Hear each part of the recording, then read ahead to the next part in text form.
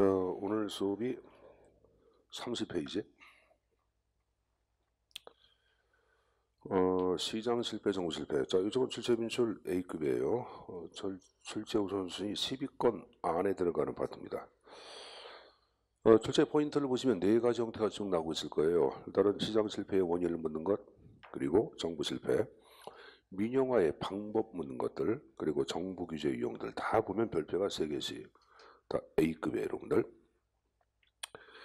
자, 그럼 이 형태는 교재 이제 어디를 보시냐면은 4장을 넘겨보시면은 38페이지에 첨삭지도에서 행정의 경제적 맥락이 나오고 있어요. 그래서 앞에 내용을 종합 정리한 도표거든요. 그 도표를 잘 보면서 설명을 들으시면은 이해하기 좀 쉬울 겁니다. 자, 우리가 이제 시장 실패나 정부 실패를 얘기하는 이유는 우리가 이제 거대 정부는 강력한 힘을 갖고 여러분들 권력을 자의적으로 해석하고 집행을 하다 보니까 국민의 권익을 침해한다든가 각종 문제점을 야기했죠. 그런 형태를 보통 우리는 정부 실패라고 얘기하는 거예요. 그러면 이제 정부 실패의 원인은 바로 큰 권력이고, 그럼 큰 권력 자체가 등장한 이유는 이전에 시장이 잘못했기 때문에 시장의 정부가 개입함에 따라서 큰 권력이 만들어집니다. 그래서 이제 이런 걸 보통 시장 실패라고도 얘기합니다. 그래서 최근 우리가 작은 정부를 구현한다, 적정 정부를 구현한다 할 때는 이러한 정부 실패나 시장 실패에 관한 형태가 어떤 식으로 경제사학적으로 전개되어 왔는지를 알 필요가 있습니다. 38페이지 펴보세요. 그래서 그 내용을 좀 보겠는데, 자, 첨삭지도에 관한 내용을 좀 보면서 칠판을 좀 함께 보자. 자, 우리가 1930년대까지 정부 형태를 보통 우리는 소극 정부론 자체가 지배했다 이렇게 얘기하고, 그다음에 이유는 큰 정부, 거대 정부가 지배했다라고 언급을 하죠. 자, 그럼 먼저 소극 정부론 때 지배했던 경제 이념을 먼저 정리해 보겠는데, 자, 여기 보자. 경제학이 추구하는 대표적인 경제 이념은 두 가지 형태로 압축이 이루어져. 하나를 얘기할 때는 효율성이 있고, 또 하나 공평성. 이 두 가지가 경제학이 추구하는 대표적인 경제 이념을 얘기합니다. 그리고 이 두 가지 이념 자체가 구현되는 시장을 우리는 건전시장이다 이렇게 얘기하고, 이 건전시장 자체가 깨지는 것이 바로 뭐다? 시장 실패라고 파악하고 있는 거예요. 그럼 여러분들이 시장 실패 현상을 파악하기 위해서는 먼저 건전시장 자체에 관한 주요 특징이나 여러분들 전제적인 조건들을 살펴봐야 합니다. 자, 그럼 먼저 여러분들 첫 번째, 효율성 자체가 구현되기 위한 첫 번째 건전시장의 내용을 대표하는 것은 바로 뭐다?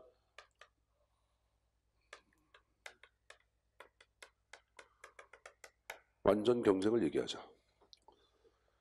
자, 완전 경쟁을 얘기할 때는 스미스가 파악한 시장 경제의 원리의 가장 기본은 기회균등입니다. 자, 그럼 기회균등은 누구나 시장에 들어가서 물건을 사고 팔 수 있다 없다? 있다. 그럼 누구나 시장에 들어가서 물건을 사고 팔 수 있다는 것은 수많은 공급자가 있고 수많은 소비자가 존재한다란다? 한다. 이렇게 수많은 공급자, 수많은 소비자가 있는 시장, 이걸 완전 경쟁의 시장이다라고 언급하고 있는 거예요. 그럼 수많은 공급자, 수많은 소비자가 존재하다 보니까 특정인의 수요나 특정인의 공급은 바닷가에 있는 모래알 티끌에 불과하죠. 그래서 어떠한 소비도, 어떠한 공급도 상품 가격에 영향을 미치지 못하는 상태, 이걸 완전 경쟁의 시장이라고 언급을 합니다. 아마 사회 공부하시는 분들은 사회 시간에 배웠을 거예요. 그럼 이러한 완전 경쟁 자체가 구현되기 위한 전제 조건 가운데 하나가 바로 뭐다? 완전한 정보예요. 자, 완전한 정보의 의미는 두 가지 의미가 내포되어 있죠. 하나는 모든 사람이 정보를 공유하고 있는 걸 얘기합니다. 또 하나는 거짓이 없는 진실한 정보를 의미합니다. 시장의 모든 사람들, 아까 기회균등이라 그랬죠. 그 모든 사람 정보를 함께 공유를 해야 돼. 그 모든 사람 정보를 공유하고 있어요. 물론 이때 공유된 정보는 거짓이 없는 진실한 정보임을 전제로 한다. 이걸 지금 얘기한 완전한 정보 그러고, 그다음에 세 번째, 시장에서 공급되는 제한은 뭐를 전제로 해? 민간제임을 전제로 하죠. 자, 그 다음에 가격 기제가 정상적으로 작동되는 거야. 가격이 올라가면 수요는 감소하고 여러분들 공급은 늘어나죠. 이 가격 기제가 정상적으로 작동되는 것을 뭐라 그래요? 내부 효과성이라고 얘기하는 거예요. 내부에 있는 시장 가격 기제가 정상적으로 작동되는 현상을 얘기합니다. 자, 그 다음 이제 마지막 얘기할 게 바로 뭐야? 경제의 안정성을 얘기합니다. 이것이 바로 효율성 자체가 구현되기 위한 건전상의 조건들을 얘기해. 그 하단의 공평성을 얘기할 때는 다름 아닌 뭘 얘기한다? 소득 배분의 공평성이라든가 공정성을 얘기합니다. 자, 그럼 제가 시장 실패는 이것이 하나하나 깨지는 거야. 즉 완전 경쟁이 아닌 뭐 불완전 경쟁, 완전한 정보가 아닌 뭐 불완전 정보, 민간제가 아닌 뭐 공공재, 내부 효과가 아닌 뭐 외부 효과성, 경제 안정성이 깨져. 바로 뭐야? 경제의 불안정성.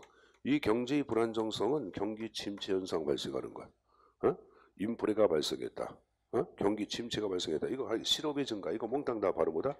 경제 불안정성을 얘기하는 거예요. 자, 마지막으로 소득 배분의 불공평성. 소득 배분이 잘못됐다. 소득 배분의 불공평성. 이걸 쉽게 빈익빈 부익부 현상을 얘기하는 거예요.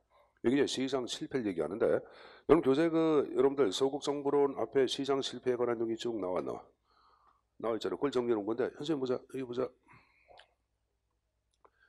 이 불안정 경쟁 자체를 얘기할 때는 협의의 개념은 독과점을 얘기하고 광의의 개념은 자연 독점을 포함합니다.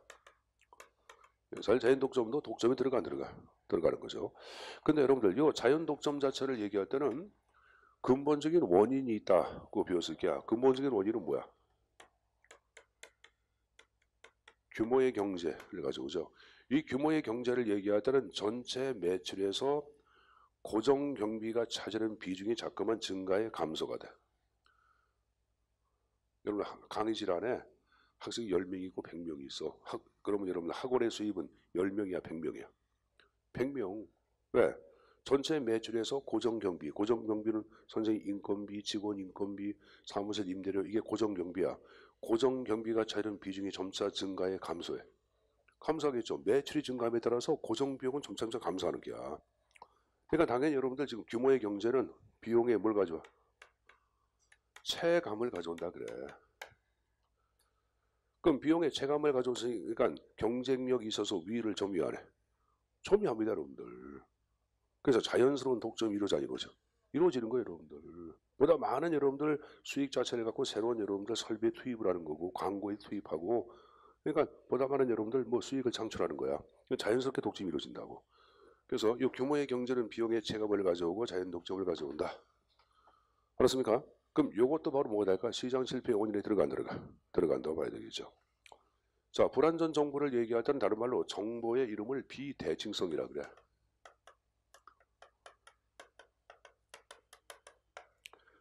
여러분 정보의 비대칭성은 한쪽만이 정보를 장악하고 있는 걸 얘기합니다. 자, 이준구 교수라고 서울대 재정학과 교수 같은 경우에는 이걸 뭐라 하냐면은 중고차 시장이다라고 파악하고 있어요. 자, 우리 중고차 매매센터에 가면은 중고차 가운데는 겉만 번지르르 하고 엔진이 망가진 중고차가 있을까 없을까? 있겠죠. 이에 대한 정보는 자, 중고차 매매센터 주인이 장악해, 손님이 장악해. 주인이 장악하죠. 그럼 손님은 이러한 중고차를 터무니없는 고가로 매입하기도 해야 하네. 하죠 여러분들. 그럼 사기와 기만이 횡한 시장이죠. 시장이 잘한 게 잘못한 거야. 잘못했죠. 시장 실패. 그렇죠? 이건 왜? 한쪽의 정보를 장악하고 있기 때문에. 이거 불완전 정보. 그래서 이 불완전 정보하고 정보의 비대칭성은 다 같은 말입니다. 이걸 정보의 불균형이라고도 얘기합니다. 무슨 말인지 알 거예요 여러분들. 다 같은 말이에요 여러분들. 자, 공공재는 시장에서 공급이 돼 안 돼? 안 되기 때문에 시장 실패라고 보고 있는 거예요. 안 되기 때문에. 자, 그 다음에 외부 효과가 나왔는데 외부 효과는 가격 기제가 작동되지 않은 것을 외부 효과라고 얘기하죠. 자, 가격 기제가 작동되지 않은 거야.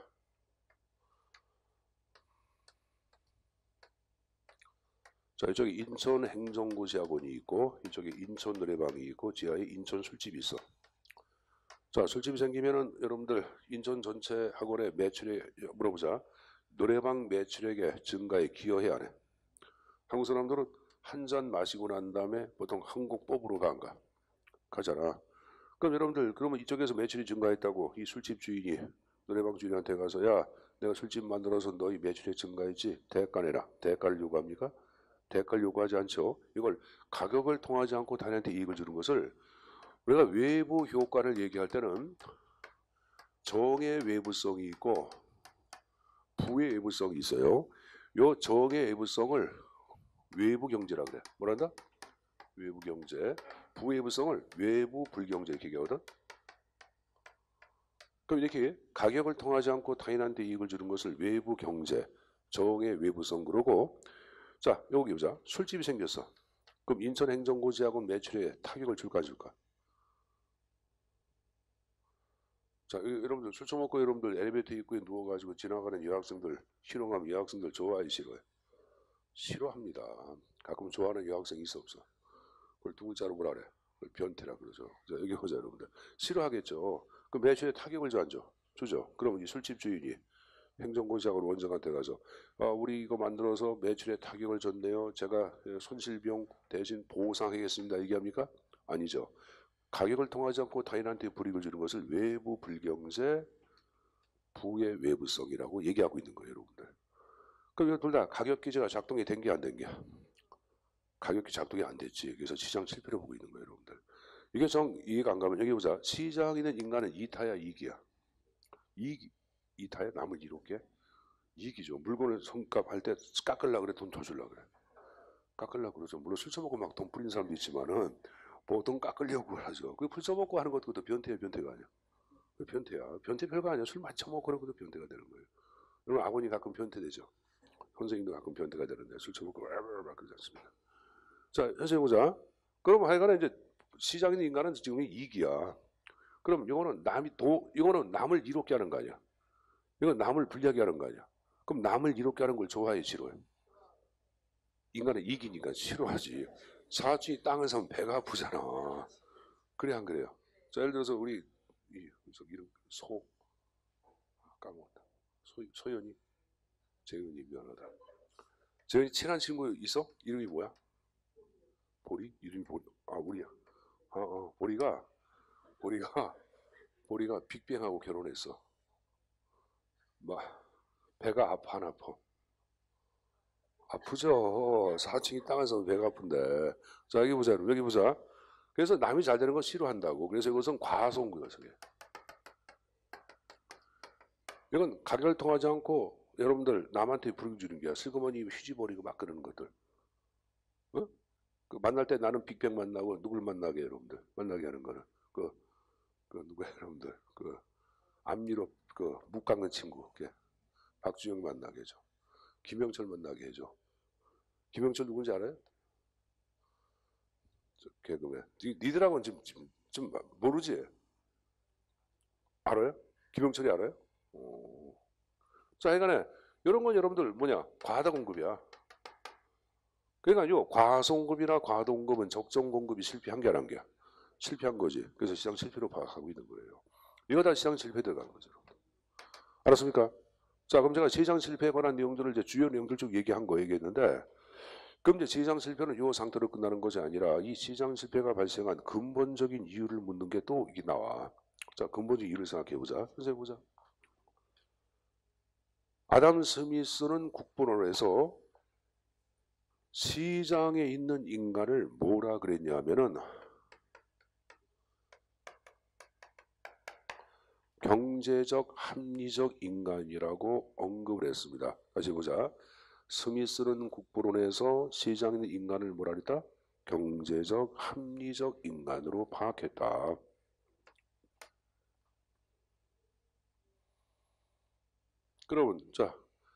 그럼 이러한 인간에 대해서 스미스는 부정한 게 아니야. 긍정적으로 평가했어요. 자, 그 왜 긍정적으로 평가했냐면은 각 개개인의 자신의 이익의 추구는 궁극적으로 사회 전체 이익에 후생은 복리나 이익을 얘기하는 게야. 그걸 극대화를 가져온다라고 파악합니다. 여러분 예정조화설 그러는데, 자 여기 여러분들 제가 이제 맨큐 경제학 내용을 이제 간략히 말씀드리겠는데, 농부가 있고 어부가 있고 부족한 주인이 있어요. 그리고 배수장사가 있어. 자 물어보자. 농부가 쌀 농사를 져. 왜? 자신의 이익을 추구하기 때문에. 어부가 생선을 낚고. 왜? 자신의 이익을 추구하기 때문에. 부족한 주인이 육고기 팔어. 돼지고기, 소고기. 왜? 자신의 이익을 추구하기 때문에. 배수장사가 배추 팔어. 왜? 자신의 이익을 추구하기 때문에. 그럼 각자 자신의 이익을 추구하는 인간 아니야. 그게 경제적 이익을 추구하는 인간, 경제적 합리적 인간이란 말을 쓰는 거야. 그러면 각자 이익을 추구하다 보니까 그 덕택에 우리는 오늘 아침 식탁에서 쌀밥도 먹었어. 생선을 구워 먹은 사람도 있고, 그죠 여러분들? 돼지 고기 아침에 삼겹살 구워 먹고 나면서 나는 구워 먹고 나왔는데 이렇게 구워 먹는 사람도 있고, 소고기국도 먹는 사람도 있고, 배추김치 먹고 나오는 사람 있어 없어? 있죠. 그럼 이들 덕택에 우리는 아침 식사 한 끼를 맛있게 해야 하네. 하죠. 그럼 각자 개인의 이익을 추구는 전체 사회의 후생, 복리나 이익의 극대화를 가져간 거죠. 가져옵니다. 이게 스미스 사상이에요. 이걸 예정조화설이라거든. 근데 이 스미스의 예정조화설은 1969년도 할든이라는 사람이 있어요. 할든과 바덴의 사이언스라는 학술지에서 이런 얘기합니다. 야, 스미스 할아버지가 얘기한 거 잘못된 거요 라고 비판합니다. 오히려 각자 자신의 이익에 지나친 추구는 너와 나의 공멸을 가져온다고 파악해. 그걸 일명 뭐라 그러냐? 공유지의 비극이라고 얘기합니다. 너와 나의 공멸을 가져간다. 자 여기 보자. 공유지는 우리가 앞에서 학습한 공유제를 얘기하는 거예요. 그래서 A 목장 주인과 B 목장 주인이 공동의 합의를 토대로 각자 여러분들 50마리 여러분들 방목을 했어요. 그럼 이 100마리야말로 목초지를 활용할 수 있는 최적적인 여러분들 사육량이라고 가정해보자. 근데 A 목장 주인이 은근히 욕심이나 자신 전체 우위의 생산량을 증가하고 싶어. 그래서 B 목장 주인 몰래 시장 가서 10마리를 사다가 풀어놨어. 그럼 한 달 뒤에 A 목장 전체 우위의 생산량은 증가하겠죠. 근데 B는 그만큼 또 감소가 되겠지. 그래서 B 목장 주인이 이상하다. 왜 지난달에 비해서 이번 달 우위의 생산량이 감소가 됐지? 라고 생각을 합니다. 그리고 하루는 목초지에 가서 심심풀이로 젖소를 치워봤어. 그러니까 이쪽이 10마리가 더 많네? 뚜껑 바로 열리죠. 시장 가서 바로 20마리 사다가 풀어 안 풀어? 풀어. 다음날 30마리, 40마리, 50마리, 60마리. 그럼 지나친 과중한 방목은 급기야 목초지의 황폐를 가져와 안 가져와? 가져옵니다. 그러니까 너와 나의 지나친 개개인의 이익의 추구는 너와 나의 파멸을 가져와 안 가져와? 이게 공유주의 비극이에요 여러분들. 그럼 시장 실패도 바로 뭐냐? 자 시장에 있는 인간은 아까 얘기한 수는 이기야 이타야. 이기적인 존재가 시장 실패를 가져왔다고 파악해. 자 보자. 불안정 경쟁, 소수가 독점 과점에 이기야 이타야. 이기. 아까 여러분들 중고차 매매 사장이 정보를 혼자 장악해. 바로 뭐야? 이기. 자 공공재 여러분들 시장에 공급자가 안 팔어. 왜? 공공재는 공짜 무임승차로 팔아야 돼. 안 팔어. 자신의 이익만을 추구하기 때문에. 아까 이름을 과소공급, 과다공급, 적정공급 실패해서 안 했어. 했죠. 왜? 자신의 이익만을 추구하기 때문에. 여기 보세요. 가진 자가 여러분들 좀 실업자 좀 고용해주면 좋아 안 좋아? 좋은데 해 안 해? 안 하죠. 자신의 이익만을 추구하기 때문에. 가진 자가 없는 자한테 돈 주면 좋아 안 좋아? 좋은데 해 안 해? 안 하죠. 자신의 이익만을 추구하기 때문에. 뭐 여러분들 이건희가 갖고 있는 거, 여러분들 이재용이 갖고 있는 거 뭐 8조, 9조, 뭐 15조 막 그런 얘기 하잖아. 서정진 셀트리온 회장이 갖고 있는 게 4조 좀 갖고 있어. 4조. 그럼 여러분 말이 4조란 금액이 4조 금액 커 안 커? 그럼 우리 인천 같은 경우에 4인 가족, 5인 가족 따지면 여러분들 얼마냐? 한 40만 가구 정도 돼. 그럼 40만 가구에 여러분들 4조를 풀면 한 가구당 얼마씩 주면 돼? 40만 가구에 억인가? 4조. 나눠봐. 억 되는 것 같은데 억. 1000만 원이야 억이야? 억이네 억. 억이 아니래도 그럼 1000만 원도 너무 커 안 커? 그죠? 나눠주면 돼 안 돼? 안 돼? 여러분들 서정진하고 관계 있어요? 그렇지 않습니까? 그러니까 제가 얘기한 건 뭐 서영주 회장이 나쁘다는 게 사실 회장 뭐 좋은 일 많이 한대요. 좋은 일 많이 한다는데 난 못 봐서 모르겠지만 좋은 일 많이 한다고 하는데 가진 자가 여러분들 하여간에 돈을 풀면은 좋은데 그거 해 안 해? 안 하죠. 왜? 자신의 이익만을 추구하기 때문에. 그래서 개개인의 지나친 이익의 추구는 궁극적으로 너와 나의 파멸, 공멸로 규결된다고 파악한 이론이 공의주의 비극이고 이것은 바로 시장 실패의 근본적인 원인을 형성한다고 볼 수가 있어요. 그래서 여러분 교재 이제 어디 잠깐 좀 보냐면 앞으로 잠깐 좀 보자. 30페이지. 자, 30페이지를 펴보시면은 거기 시장 실패가 나왔고 밑에서 네 번째 줄 중간에 보자. 개인의 사적 이익만을 추구하는 이기주의에 출발한다. 뭐가 바로 그 위에 시장 실패라고 나오죠, 여러분들. 그리고 이런 이 시장 실패를 대표하는 이론들 거기 자 고디체로 제일의 딜레마, 공의주의 비극, 구명보트의 윤리적인 배반이란 말 나왔어 안 나왔어? 나왔죠. 선생님 그 대인의 죄인의 딜레마, 구명보트의 배반 다 같은 말들이야. 그러니까 여기서는 공의주의 비극 하나만 가져가면 됩니다. 그렇지만 다른 용어들도 가져가야 돼. 알았죠? 그리고 이제 오른쪽 시마노트의 공의주의 비극 아까 제가 설명한 적이 쭉 나왔는데 맨 밑에 보시면은 할딘과 바덴이라는 사람 나왔죠. 근데 이걸 제가 왜 얘기하냐면은 4년 전에 구급 시험 문제에 공의주의 비극 자체를 물어볼 때 할덴 대신에 오지를 집어넣고 잘못된 문장을 고르는 게 나왔었어요. 좀 엉뚱한 문제가 나왔지만 그렇지만 할덴 정도는 좀 외워두는 게 안전한 거예요. 알았죠? 할덴의 공의주의 비극 그렇게 좀 숙지해서 가져갈 거예요. 자, 그럼 제가 시장 실패에 관한 내용들을 좀 얘기했는데 그럼 이런 시장 실패에 대한 정부의 개입 방식을 좀 보겠습니다. 38페이지. 자, 38페이지 보시면은 거기 시장 실패 불안전 경쟁 옆에 각각 화살표 돼 있어. 그럼 불안전 경쟁에 대한 정부의 개입 방식은 독점이라 과점 발생해서 그럼 정부가 규제해야 하네. 독점하는 것, 과점하는 것 규제하잖아. 그래서 공적 규제란 말이 나온 거예요. 그다음에 그 밑에 자연 독점. 자연 독점도 공적 규제 방식이라든가 아니면 정부가 대신 공급하는 것. 그걸 공적 공급이라고 얘기합니다. 자, 우리 지난번 강의 때 여기 보자. 재화의 유형 가운데 요금제 배운 거 기억나나? 요금제는 자연 독점의 성격이 강해 안 강해? 강하죠. 그래서 정부가 직접 아니면 정부가 공기업 만들어서 공급한 제와 요금제. 그걸 얘기하는 거예요. 공적 공급. 자연 독점은 정부가 대신 공급한다. 공적 공급. 자, 공공재는 시장에서 공급이 안 되기 때문에 정부가 공급해야죠. 그래서 공적 공급이라는 거예요. 자, 외부 효과는 좀 이따 보고 그 다음에 불안전 정보를 얘기할 때는 어떻게 정보 공개를 유도하든지 아니면은 아까 얘기한 식으로 사기친 놈들 정부가 규제해야 안 해? 하죠. 그래서 공적 규제 방식을 취합니다. 자, 소득 배분의 불균형 자체는 정부의 뭐에 의해서 사회보장 정책을 토대로 정부가 개입하죠. 공공부조 활동이라든가 사회보험에 의하여 정부가 개입을 합니다. 자, 마지막으로 경기 불안정성 나온 거 있죠? 이거는 정부의 재정 정책을 토대로 개입이 이루어집니다. 그러니까 경기가 지나치게 불경기다. 그럼 정부는 팽창 재정 정책을 피겠고 경기가 지나치게 여러분들 뭡니까? 팽창됐다. 그럼 여러분들 정부에서는 긴축 재정 정책을 펴서 정부가 개입을 해야 하네. 개입을 하죠. 그럼 거기서 얘기 안 한 게 이제 외부 효과를 얘기 안 했어요. 그럼 외부 효과는 다시 앞쪽으로 좀 넘겨서 어디를 보냐 하면은 33페이지. 자, 거기 이제 정부 규제 방식 자체 외부 효과는 정부의 개입이 나왔는데 외부 효과에 대한 정부의 개입은 옆에 직접 규제하고 또 하나 뭐가 나와? 간접 규제란 말 나왔나? 박스에. 찾았죠?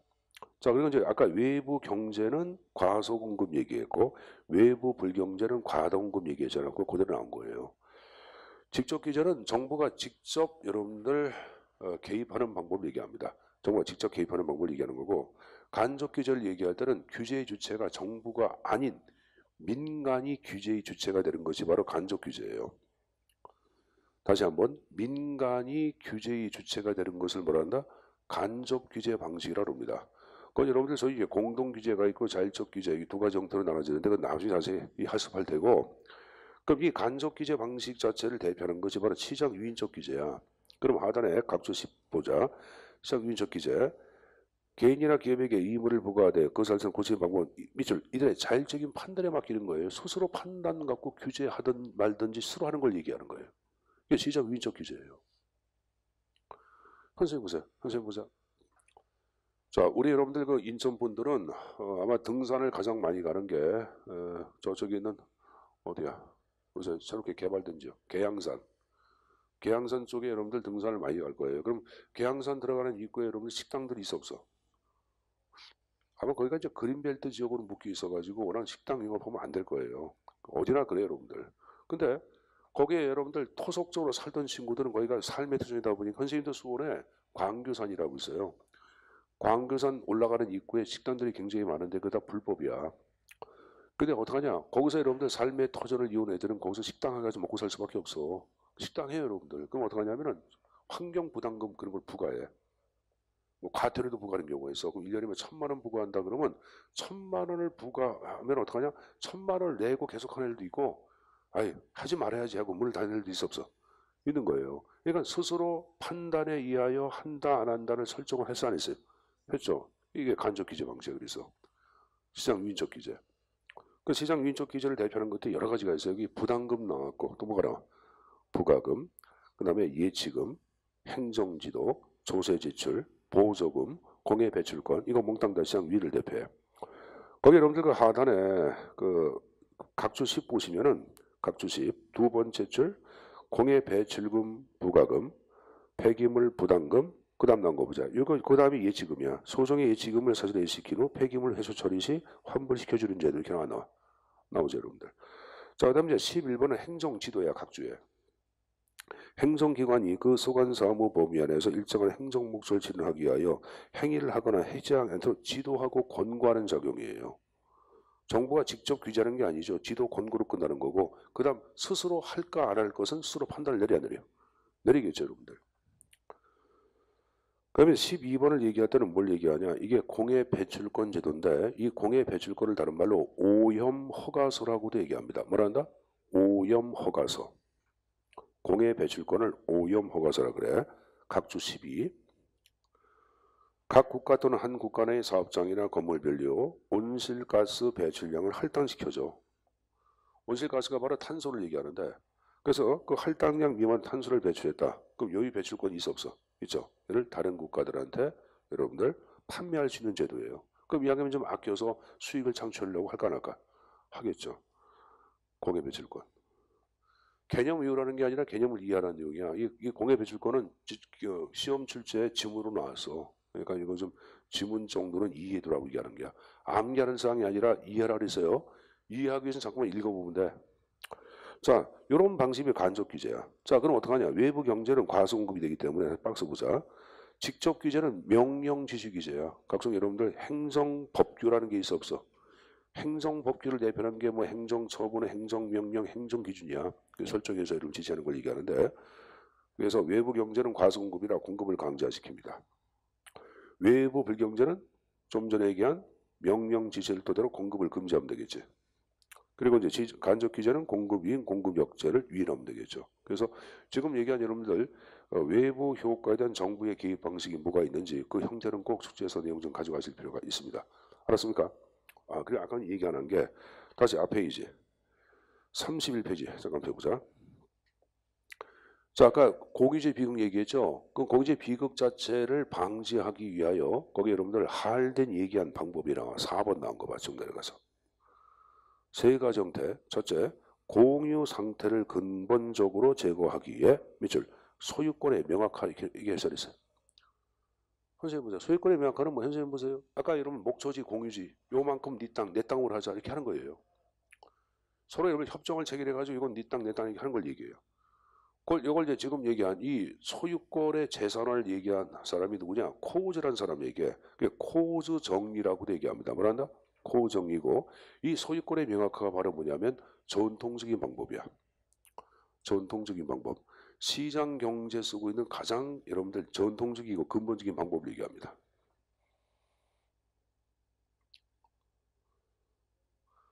둘째가 뭐냐? 정부가 적절히 개입하는 방법. 셋째는 스스로 양심에 근거하는 방법. 근데 세 번째 방법은 불가능하다고 봐은 게 할덴이고 첫 번째나 두 번째 방법 자체를 좀 방안으로 제시한 게 할덴입니다.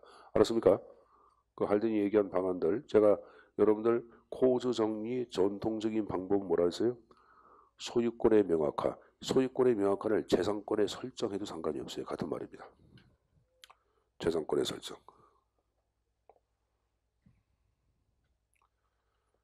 그것도 숙제에서 가져갈 거예요. 자, 그럼 제가 여태 얘기한 게 바로 뭐예요, 여러분들? 시장 실패에 관한 내용들을 다 얘기한 거예요, 여러분들. 자, 그럼 여러분 다시 아까 38페이지. 그래서 이제 다시 행정 경제의 맥락. 아까 시장 실패의 이유를 쭉 얘기했고, 이단 정부의 개입 방식까지 얘기했어요. 그렇지만 이건 시장 실패한 거 아니야. 그러면 이제 그 30년대 이후에 칠판을 잠깐 보자. 이 거대 정부가 창출이 돼. 뭐가 등장했다? 거대 정부. 그럼 거대 정부를 지배했던 몇 가지의 경제 논리가 있어요. 박스 보시면은 일본의 혼합 경제란 말 나온다. 자, 똑똑한 시장 경제, 스미스의 시장 경제가 저른발의 경제를 바꿔버려. 그래서 저른발의 경제를 지휘하기 위하여 사회주의의 계획 경제체가 결합이 돼야 한다. 되죠? 그래서 혼합 경제가 등장했고, 자, 이때부터 거시 경제가 이때부터 연구가 돼. 자, 왜 그러냐면 여기 보자. 스미스가 파악한 시장 경제의 주체는 가게하고 기업 아니야. 근데 가게 기업이 제대로 역할을 못해서 시장 실패가 발생해. 그래서 새로운 경제 주체로서 누가 구성하냐? 정부가 구성하고 또 외국이 등장하는 거야. 그럼 이제 한 국가 자체가 경제의 주체가 되고 한 국가 자체가 이간에 소비자가 되고 공급자가 되기도 해. 그럼 국가 전체를 대상으로 한 경제 현상을 연구한 이론들이 탄생할까 안 할까? 하겠죠, 여러분들.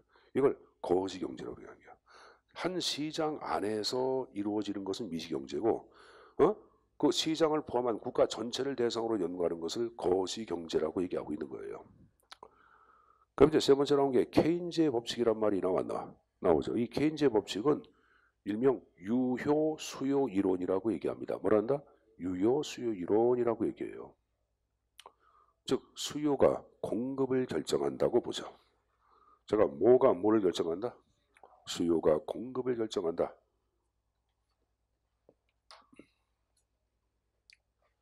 자, 선생님 보자. 유효 수요 이론, 수요가 공급을 결정한다.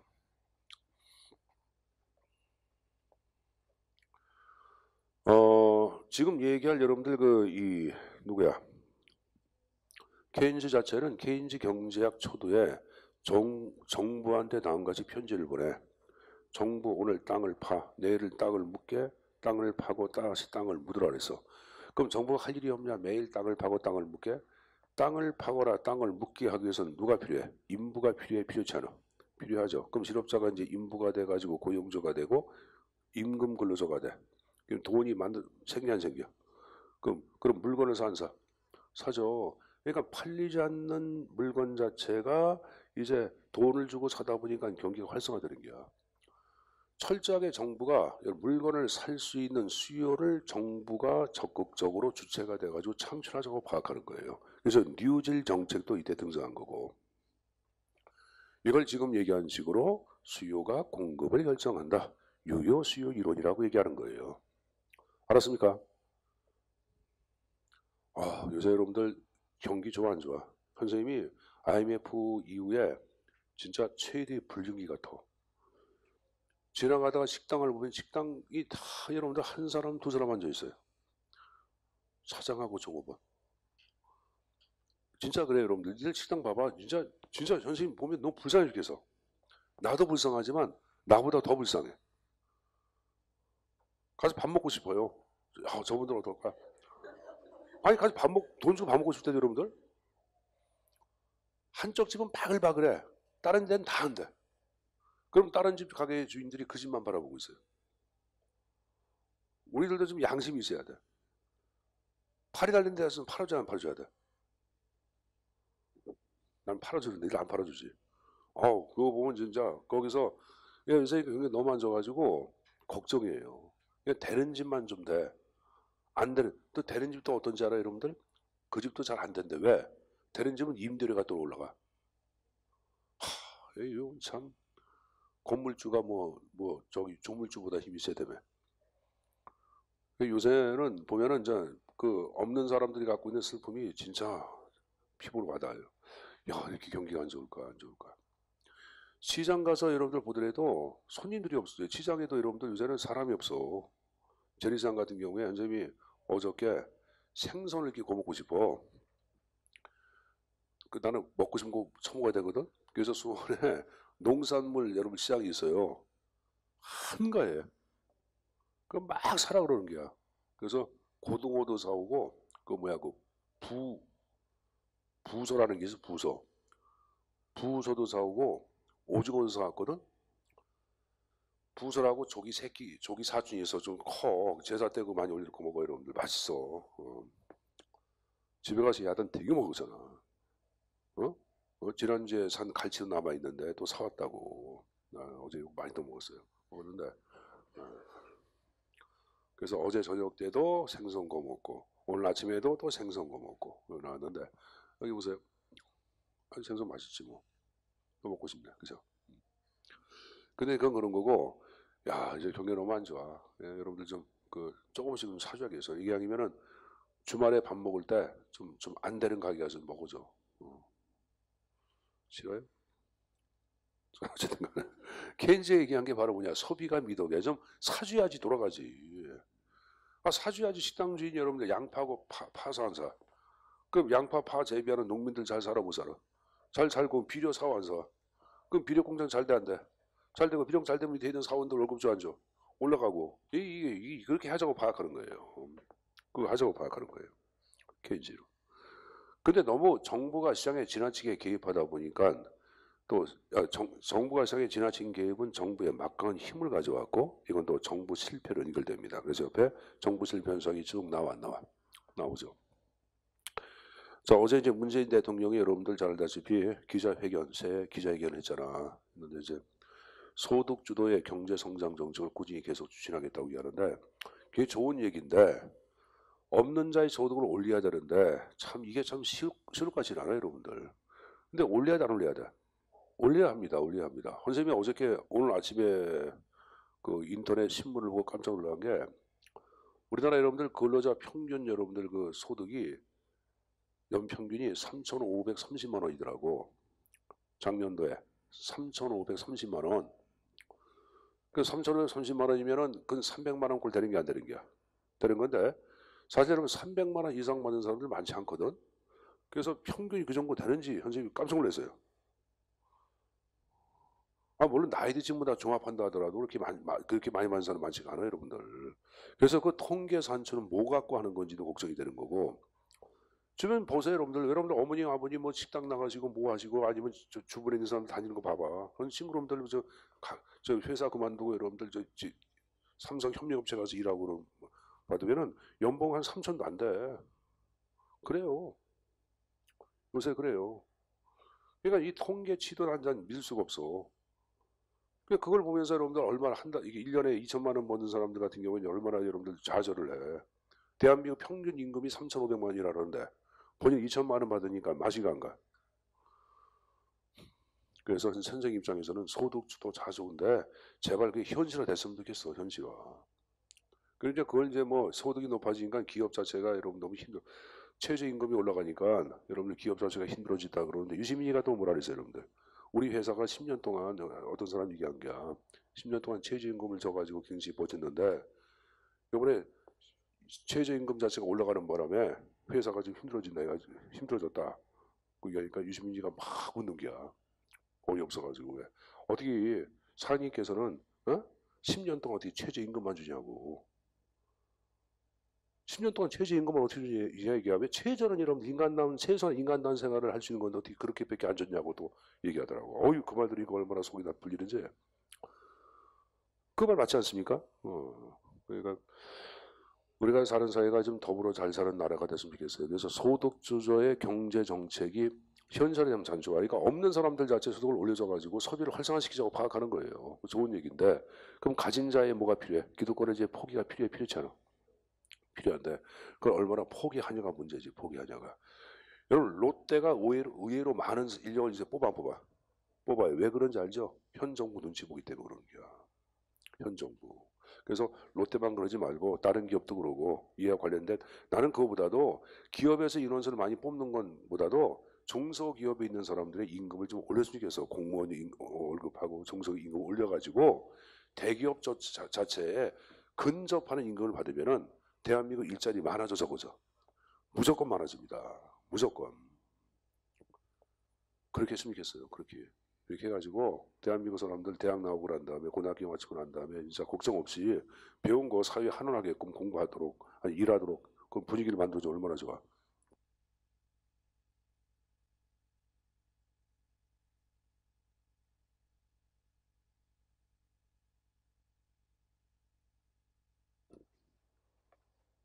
뼛속까지 중국인들이야. 그래서 한국 사람도 아니래, 여러분들. 왜 혼도 가면 안 돼? 그 혼동을 한다고.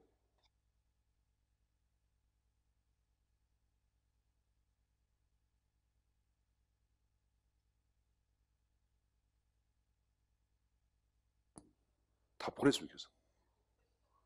다 보내고 거기 다 우리 애들로 다 우리 사람들로 다 거기 자리 청원되면은 좋을 것 같아. 선생님 개인적인 생각이야.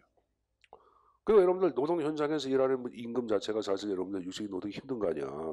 그것을 임금 자체가 좀 진짜 거기에 맞게끔 걸맞는 보상이 이루어지면은 사실 대학 나온 사람이라 할지라도 그런 거 안 따지고 현장에서 일할 기회성이 커.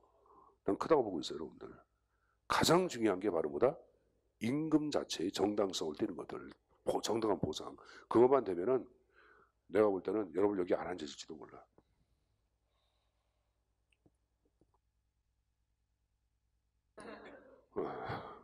예, 그러니까 어쨌든 그러면 안 되는데, 그치? 그럼 나는 뭐 먹고 사냐? 선생님들은 현장 가서 같이 일하면 되겠다. 그치, 여러분들? 자, 어쨌든 좀 세상이 좀 많이 좀 바뀌면 좋겠습니다. 자, 그래 정부 실패 현상으로 연결되는데 이제 정부 실패 현상을 하나하나 좀 보도록 하겠습니다. 자, 중요하죠? 1번에 비용과 편익의 절연이란 말이 나왔는데 여기 보세요.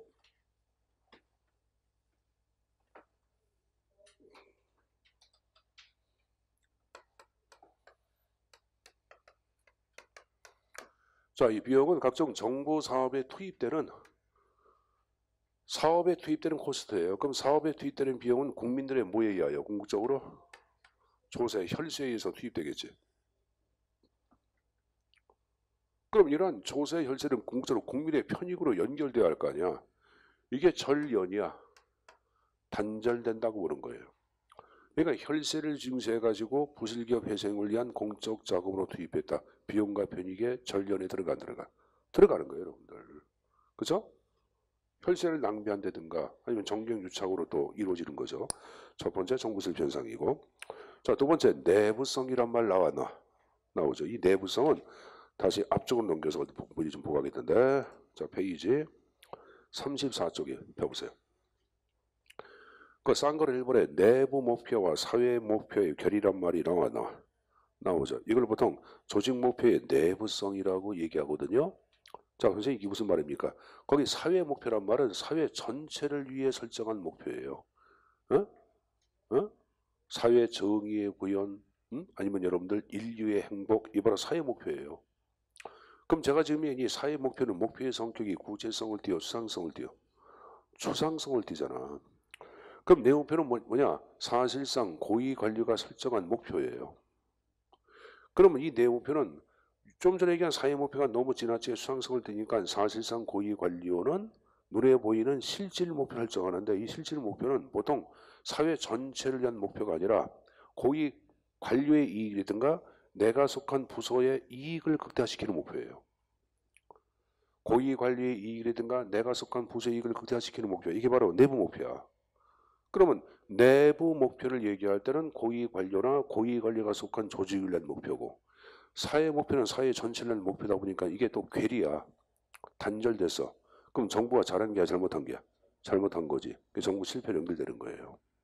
이를 대표하는 게 뭐가 있냐면은 니스카넨의 참사지도 보세요. 관료의 예산 극대화, 예산 증액 추구 성향이란 말이 나오죠. 그걸 니스카넨의 예산 극대화 모형이라고 얘기하거든요. 자, 근데 별거 아니에요. 여기 보자. 여기 A 장관이 있고 B 장관이 있어. 그럼 A 장관이 B 장관에 비해서 보다 많은 예산을 여러분들 배정받았어. 그럼 우리는 능력 있는 장관이 A 장관이라 그래, B 장관이라 그래. A 장관. 이게 고위 관료는 자체 능력과 명성을 외부로 극대화하기 위하여 보다 많은 예산 배정에 주력하고 그걸 사실상의 내부 목표로 설정한다고 파악해. 그럼 이러한 목표는 고위 관료의 이익을 위한 목표지 사회 전체의 목표는 아니겠지. 정부 실패 현상으로 보고 있는 거예요. 여기 보세요, 여러분.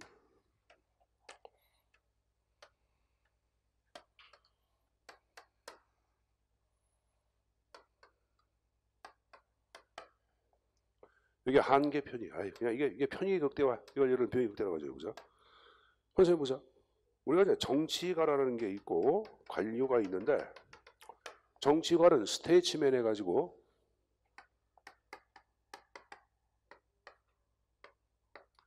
이걸 번역할 때 뭐라고 번역을 해? 스테이츠맨. 정치가 또 경세가 사회 전체를 개혁하고 사회 전체를 바람직한 상태로 이끌어가는 사람들 얘기해요. 그럼 이 정치가라고 하는 이 표현을 얘기할 때는 사회 전체를 위해 노력하는 사람이야. 그럼 사회 전체를 노력하는 사람은 여기 보자. 편익과 비용 자체를 뺀 순편익이 가장 극대화되는 점. 이걸 Q 아니라 그러자. Q 안에서 여러분들 뭘 결정해? 공급량을 결정을 해. 어? 근데 관료 자체를 얘기할 때는 자신의 능력과 이익을 과시할 목적으로 무조건 보다 많은 예산 배정만 주려고 해야 해.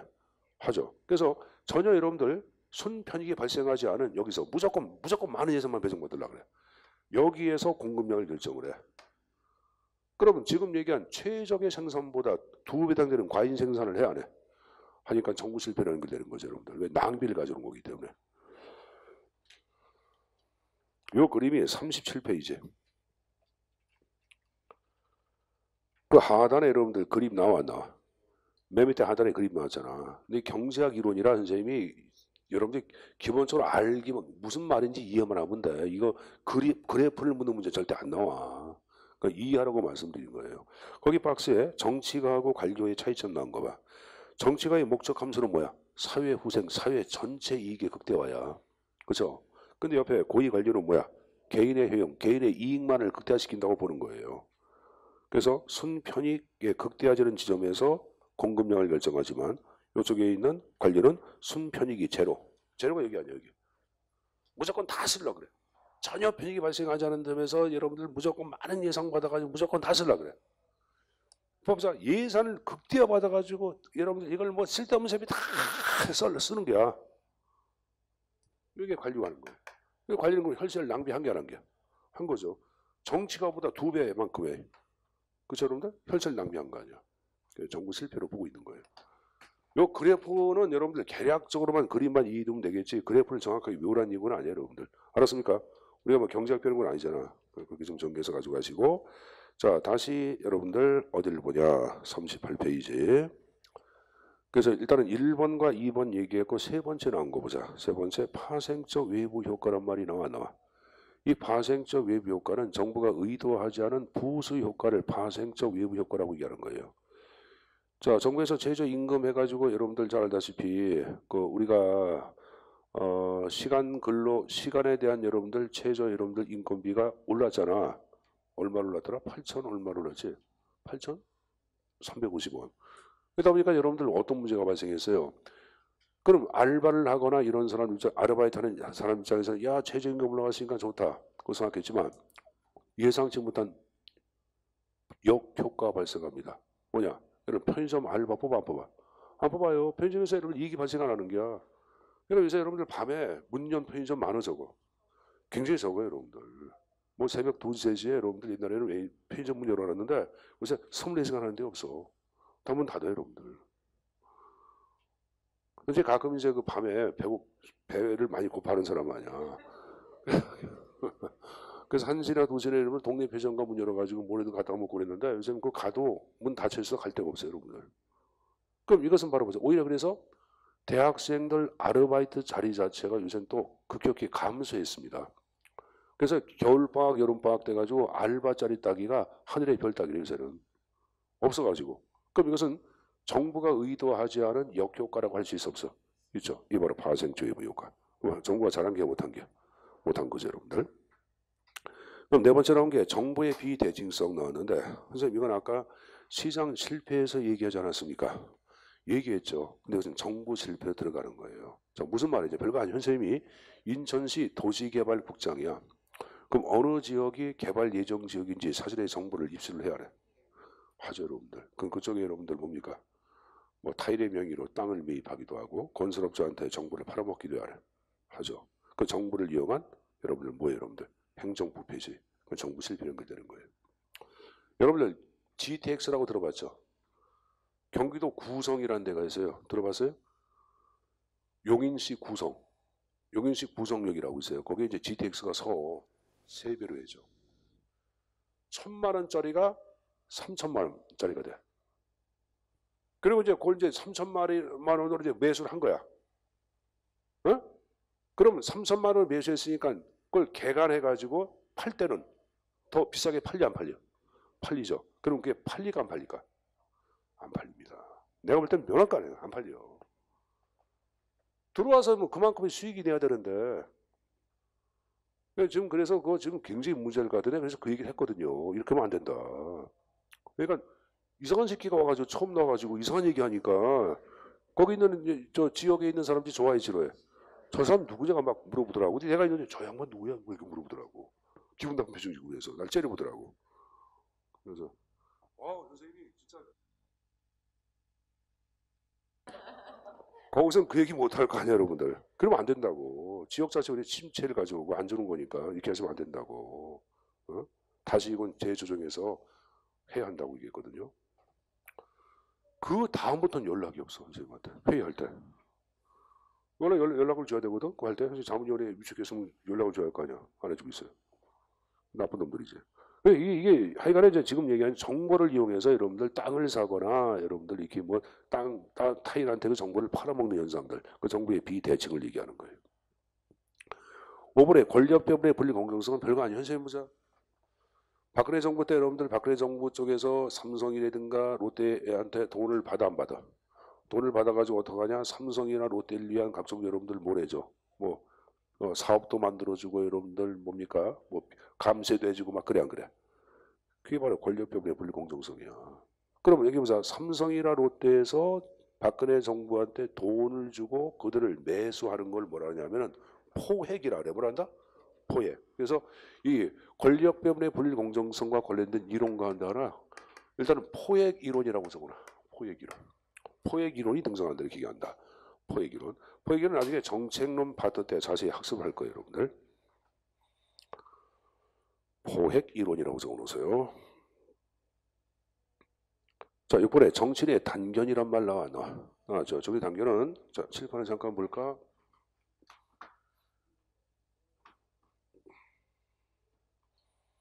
자, 저기 A 사업이 있고 B 사업이 있어. 단기, 장기. A 사업은 단기적으로는 커다란 이익을 가져와.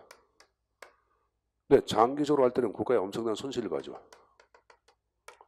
B 사업은 단기적으로는 여러분들 손실을 가져오지만 흘러갈수록 이익을 가져와. 그럼 여러분 선출직 관료들, 시장이나 군수, 국회의원, 지방의원들은 다음번 차기 여러분들 또 한번 해야 다녀야 돼. 해야죠. 그럼 이들이 여러분들 착수하거나 전개하는 사업은 A 사업일까 B 사업일까? A 사업이죠. 이익이 되는 눈에 보이는 이익이 되는 사업들. 그러니까 이걸 정치인의 단견이라는 거야. 먼 미래는 봐 안 봐? 안 봤죠. 그래서 정치인의 단견 이렇게 얘기합니다. 그럼 여기 보자. 선생님 보자. 장래의 어떤 장래 사업 자체는 중시한 게야, 경시한 게야. 경시한 거죠. 그것을 정치인의 적으로 자. 높은 시간적 할인율이라고 얘기합니다. 장기적인 시간을 갖고 있는 사업에 대해서 높은 할인율을 정했다는 것은 가치를 떨어뜨린 걸 얘기해. 높은 시간적 할인율. 정치인의 높은 시간적 할인율, 정치인의 단견 다 같은 말입니다.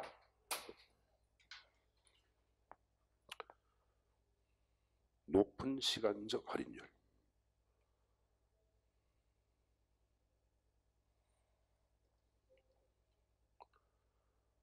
자, 7번에 산출물의 무형성. 자, 여러분들 정보 산출물은 공익을 구현한다, 정의사에 구현한다, 무형성을 띄어, 유형성을 띄어. 무형성을 띄지. 그럼 어디가 종결점인지 알 수가 있어 없어? 종결점인지 알 수가 없어요. 그러니까 종결점을 알 수가 없으니까 여기 보자. 효과는 고려하지 못하고 알지 못하고 계속 비용을 투입하는 거야. 산출이 얼마나 날지 모르니까 효과는 전혀 모르고 계속 비용만 투입하는 거야. 그걸 비용의 체증하라 그래. 어디가 종결점인지 알 수 없다. 그래서 여러분들 종결 메커니즘의 결여 그러거든. 그래서 7번과 9번에 종결 메커니즘의 결여란 말로 와서 나왔고 그 산출물의 무용성에다가 적어놓자. 비용의 계속 비용이 투입되는 걸 얘기해. 체증화라 그럽니다. 체증화. 효과는 고려하지 않고 계속 비용이 투입되는 걸 얘기합니다. 효과는 계속 비용이 투입되는 걸 얘기해. 자, 8번에 정치인의 왜곡된 보상 구조를 얘기하는데, 자, 현실 보자. 현실 보자. 우리 선출직 관료들, 뭐 시장, 군수, 국회의원, 뭐 지방의 의원들 이런 사람들 여기 보자. 어떠한 사업에 문제점이 발생했다. 그럼 무조건 문제점이 있다. 그 해양만을 강조해. 나쁘다고만 얘기해. 그래서 그 문제가 해결돼서 그럼 모든 공이 그 문제를 제기한 선출직 관료한테 공이 들어가. 근데 만약에 실패했어. 그 모든 실패의 책임을 누구한테? 그게 아니야. 집행관료한테 여러분들 실패의 책임을 전가시켜. 이걸 지금 얘기한 정치인의 왜곡된 보상구조라고 얘기합니다. 자, 교재 앞쪽으로 잠깐 보자. 35페이지. 35페이지 맨 밑에 각주 15 나온 거 봐. 사회문제 해결을 위한 실질적인 정책 집행에는 책임을 지지 않으면서 문제점만을 공개한다.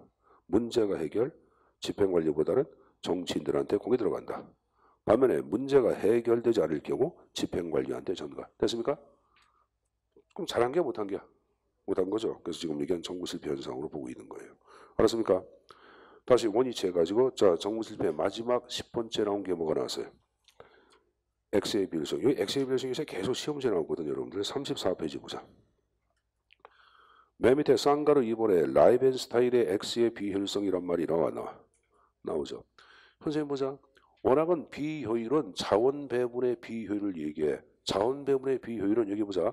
우리가 워낙은 채소의 투입분의 산출의 극대화가 이루어지면 자원 배분의 효율성이 구현됐다고 얘기하는 거야. 기업은 채소의 비용으로 산출의 극대화를 추구하래. 추구하죠. 근데 그것이 아니라 채소의 투입이 아니라 너무 비용도 많이 투입됐고 산출도 여러분들 상대적으로 너무 적어. 그건 자원 배분의 비효율이라 그래. 근데 X의 비효율은 여기 보자. 자원 배분의 비효율 말고 X 또 다른 비율이야. 그러한 비율이 말고 또 다른 X란 말은 또 다른 그런 말이야. 비효율. 그것이 바로 뭐냐. 그 가로 안에 옆에 보자. 행정관에서의 특수한 요인이란 말 나왔나. 가로 안에 독점성 및 뭐로 나왔어요. 심리적 행태적 요인이란 말 나왔나. 나오죠. 선생님 보자. 자, 정부가 공급하는 제한은 독점성을 띄어 경쟁성을 띄어. 독점성을 띄잖아. 그러니까 여러분들 독점적 공급은 경쟁적 상실을 안 가져오고 이것에 근거해 도덕체의 같은 비효율이 발생이 안 해. 합니다. 또 옆에 심리적 행태적 요인은 공무원이 투철한 사명감이라든가 공직윤리 직업의식이 없어. 그러면 이것도 이것에 근거하여 비효율도 발생을 해야 안 해. 하죠. 이게 X의 비효율성이에요. 여러분들. 이 X의 비효율을 묻는 것이 출제에서 몇 번씩 나왔어. 그러니까 여러분들 특히 2018년도에서 문제에서 의외로 많이 등장했습니다. 이건 좀 내용 좀 정리해서 가져가시고 X의 비효율성까지 정부 실패 현상 파악해봤습니다. 알았습니까? 자, 좀 쉬었다가 계속 수업을 진행하겠습니다.